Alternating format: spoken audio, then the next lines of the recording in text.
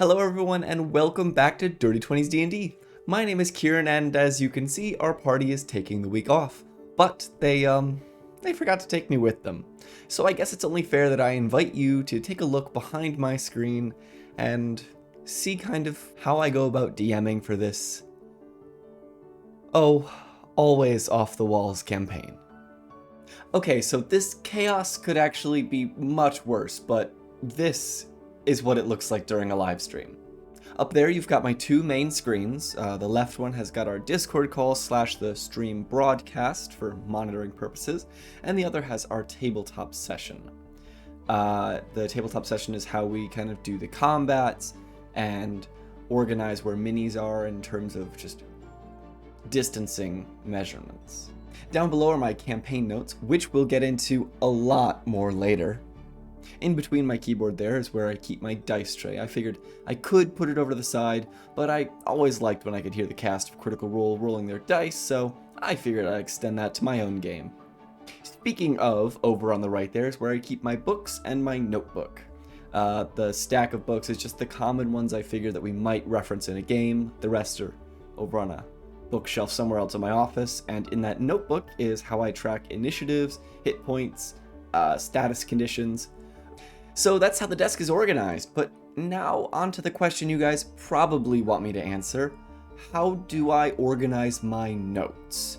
Well, I usually have 4 tabs open. The first is the party's bag of holding.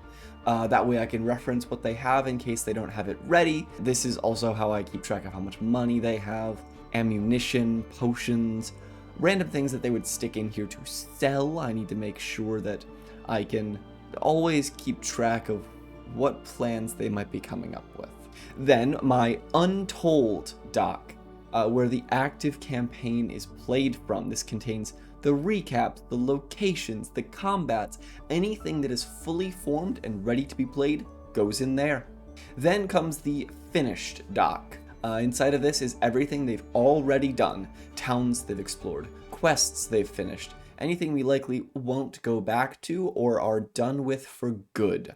Sometimes this needs to be referenced though, such as to grab the name of an NPC or to check an old recap, which is why I keep it open. A lot of the stock is also available on our Patreon, so if you want to, you can go over and follow there and you'll get the bits and pieces that we've run throughout the campaign that I've posted over on there. And lastly comes the work doc, which I really can't show you too much of. These are the half-forged ideas, the quests and locations to be, the NPCs that are a single line at the moment. This doc also contains plans for the future of the world, and for quest ideas and rewards I've theorized for characters. So as you can see, it's important to keep your information segmented in a way that you can easily navigate, to keep the past, present, and future apart, but never forgotten or neglected. And now for the last section of this video, I'm going to go over how I turn a couple pieces of paper, or in this case, pages on a Google Doc, into an interactive story, my own sort of how to dungeon master. It's very simple really, from an outline such as the basic points that a quest will hit, quest get, slow ramp, the pieces come together, the conclusion, then quest wrap up, then I write contingency statements. What if they fail to do this in time? What if they ignore it? What if they fail? All of that we've gone over in How to Homebrew Quests, which you can check out right there.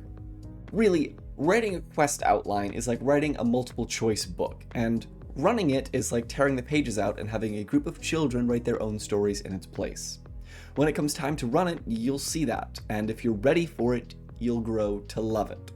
Say your party finds a clue, but instead of doing any of the 4 things you planned for, they decide to head to a morgue, see if they can find themselves a body from the case, like they did in Icarius, our game here on the channel. They thought that, they go there, they find the body, they'd get some clues, learn some more information, and honestly that made sense and I didn't think about it, so I covered my ass and just went along with it. I started talking, working with their ideas, and essentially just repeating what they said back to me. Improv 101. Just yes and them. Side tip, 80% of your DMing will just be improv, so get used to being caught off guard and making things up on the spot. Once you realize that you really can't prepare for every possibility, you will stop worrying so much and just start making it up and having fun. Continuing back to the example though, so they got to the morgue, they got through security, they met some NPCs, all of which were made up, got to the body, took some samples, and tried to learn what they could. They ran into a doctor, they asked him what he knew, and then they left. Took like an hour and a half, and all of it was completely made up, but you know what? They found a new way to go about a quest that I had written, and I am all for players making the game their own.